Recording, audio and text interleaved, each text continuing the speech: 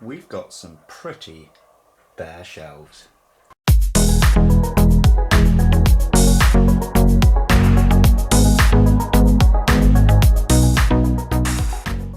Hello and welcome back to Bug Realms. On this channel we like to discuss all things creepy crawly, so if that's something that interests you, please consider subscribing to the channel. Now, as you can see, the shelves behind me are fairly bare in comparison to what you're used to seeing. Let me show you why. So we've still got lots of space taken up on these shelves. We move down, this bottom one is now empty. Down here is half empty, this one's completely empty, this one's fairly bare, that one's not filled up. And the reason being is basically my OCD got the better of me a little bit here. So I was getting fed up of mixing rounded enclosures next to square ones. So I've left all square and rectangular shaped enclosures along here. And this will be for where I will fill up with anything rounded. Of course, I won't be having such a height difference. This is just as an example, and it will be filled all the way across, and we'd have some bigger ones too, so it'd be pretty cool. I'll try and keep them in size order as well when they're eventually sorted out. But where are the animals from here? If I spin this around for you, I have a whole new area.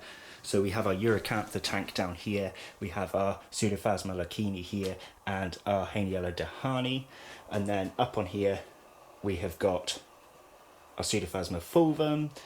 We've got some ones I haven't shown you in there, and so on and so forth, basically. So I've given myself a bit of a working space. Now, in this video, we're going to be rehousing Nicoletta, or Cosmoderus Femoralis, and we're going to be popping her into this one here. Fitting pink lid because she's a gal, but of course I would rather it be black, but I don't really want to paint it. We'll leave it pink because she is a gal after all. Now up here, I'll have a light being able to shine down. Over here, I will have the stand for the tripod aiming down for you. So I'd like you to let me know on the comments of this video whether the angles worked well for you when I'm filming rehousings and so on. This is just an experiment today to see how things go. And like magic, her enclosure appears. So she's currently just in this one here, and I'm actually going to be passing this enclosure on to somebody.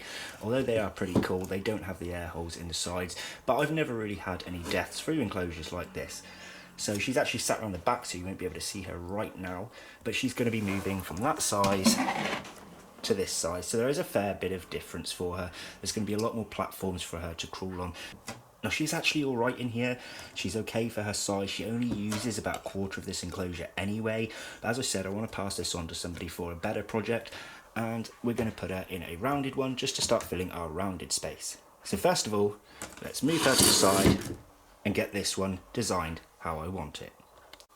So first things first, we're going to add the substrate in. Now I'm just going to be using a plain cocoa fibre substrate. You can use a cocoa fibre and sand mix if you prefer that sort of appearance. And that's actually it. That's all you need, a thin layer. Now they would have it deeper if they were laying, but she is a single unmated female, and she's probably going to remain that way unless I can find a male in the meantime. So we're going to have a bottom bit, and it's just going to flatten it out for me to allow some decoration in, and to put some little dishes in here, a water dish and a food dish. I'll explain that in a moment, because obviously these sort of shaped things, they raise in the middle and dishes fall over. Next we're going to add the decor into here. So I found a cool bit of wood that I really like the look of, and we're going to try and centerpiece that one and add a few bits around the edge. So move that one aside for a second. Here we have the bits of wood. Nice twisty branches with some little hollow bits for her to cling onto and hide. We're also going to add her original piece of bark because she seems quite attached to that piece of bark. That's where she spends most of her time. So let's arrange this to what looks best.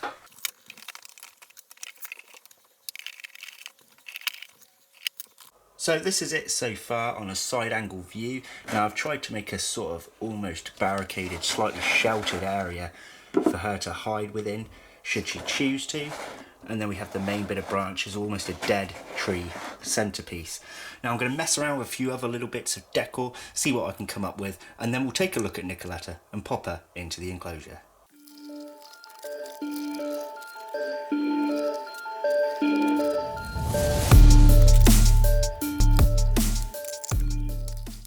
So down from bits of wood we've put some fake plants and some dried moss, giving a bit more sheltered area for her if she chooses to use it.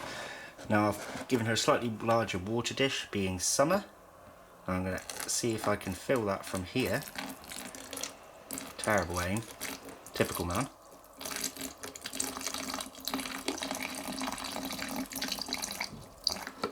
There we are. And the next bit, I'm going to put some bug rub inside of this little dish and place it in there because she does take to the bug rub. Yeah, I'm sad, and I put my premium bug rub in a funky, nice looking jar. Because why not? Typical. I caught my hand on this little branch poking out here so that I tipped the food. But it doesn't matter because any of the insects I put in, I'll put in a few mealworms, they'll also eat this around the edges, and she can still eat it off the floor. It's no harm there. So we've got a full water dish, we've got the food, we've got the setup. Time to take another look at her and pop her inside. So you can see a full size difference now in comparison. So we're just going to go and fetch her. She's always on her favourite bit of bark. As I said, she very actually rarely leaves it. I'm going to keep these twisty bits of wood when I pass this enclosure on because they're pretty cool. Same sort of bits that I used in the Elphalax enclosure. So here she is, just chilling out on her piece of wood. You can see she is fully alive. And she is plump. Do you remember when Pavarotti got super fat? Well, she's turned the same. Let's get a better look at her though. Again, another shot coming down the length of that antenna there. And her almost alien-like head. Kind of like a baked bean, as we've said before. And that massive abdomen. Look at that in size comparison to my finger. Gigantic. She's wondering what's going on now. Why is somebody disturbing me from my piece of cork bark? But look at that. And for those that are new here, her name is Nicoletta. I mentioned it earlier, but I forgot to remind anyone that might be new that that is her name. And she's named that because the male I had was called Pavarotti, but he unfortunately passed away. Now these are amazing little pets to have. They're full of character. They may just sit on that bit of bark most of the time, but when they're out and about, they do like to explore. And there isn't a lot of information about these, so I'll tell you what I know now.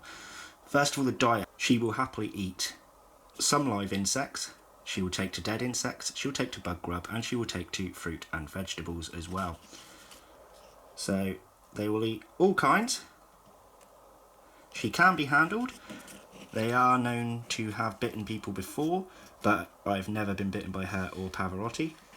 And they have these amazing spines along their body and legs. It's almost like a shield of war on the back of her head there. She's having a wonder. Antennae are going crazy. She wants to know what's going on. Now females of these make no noise whatsoever. Males on the other hand are noisy. When I had Pavarotti it was a hell of a din. Especially at night times. Singing along. But now I've got the katydids to be annoying for that instead.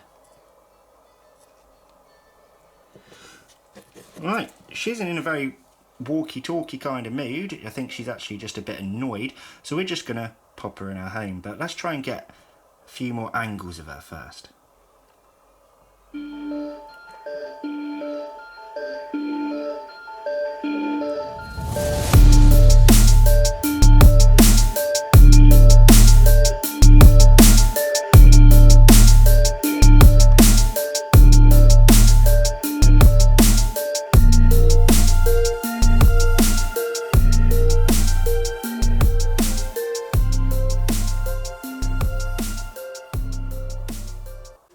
So I hope you liked those shots of our little girl Nicoletta here. And now, because we're keeping her bit of wood that she's so attached to, as you can see, she's still not moved off that wood, we're just going to pop it straight in. That noise you would have heard then was the katydids. So imagine hearing that all night. Just trying to get this to a point that fits nicely snug so that she can remain there if she wishes. As you can see, with the plumpus rumpus that she has, there's no point me trying to get a live feeding clip for you. She's very cautious about when she chooses to eat and normally does so at night, but she's humongous right now, so I don't think we're going to get any feeding footage. But let me know in the comments below if you like the setup I've had here for Nicoletta. Also let me know if things are a little bit better being filmed to the side or above on my desk, because I would like to use this in the future, but only if this style also suits you guys at home. If you want to see what else dwells within the realm, make sure to pop back weekly for multiple videos, and I'll see you in the next one. Thanks everyone, take care, bye bye.